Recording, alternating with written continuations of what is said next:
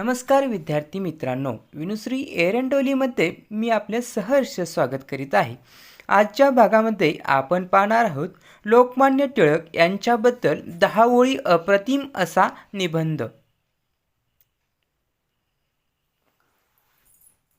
लोकमान्य टिळक यांचा जन्म 23 जुलै 1856 रोजी रत्नागिरी येथे झाला।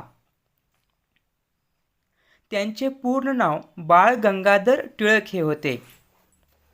ते महान स्वातंत्र्यसैनिक, समाजसुधारक आणि विचारवंत होते।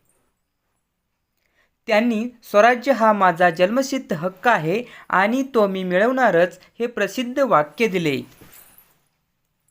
केसरी आणि मराठा ही वृत्तपत्रे त्यांनी सुरू केली। त्यांनी सार्वजनिक गणेशोत्सव आणि शिवजयंती साजरी करण्याची सुरुवात केली। टिळकांनी गीता रहस्य व महत्त्वाचे धार्मिक आणि तत्वज्ञानात्मक पुस्तक लिहिले। त्यांनी लोकांमध्ये देशप्रेम व स्वाभिमान जागवला। ते लोकांनी दिलेल्या लोकमान्य या उपाधीने गौरवले गेले। त्यांचा मृत्यू 1 ऑगस्ट 1920 रोजी मुंबई येथे झाला। मित्रांनो, हा निबंध व्हिडिओ कसा वाटला कमेंटद्वारे अवश्य कळवा। भेटूया नव्या व्हिडिओमध्ये। धन्यवाद।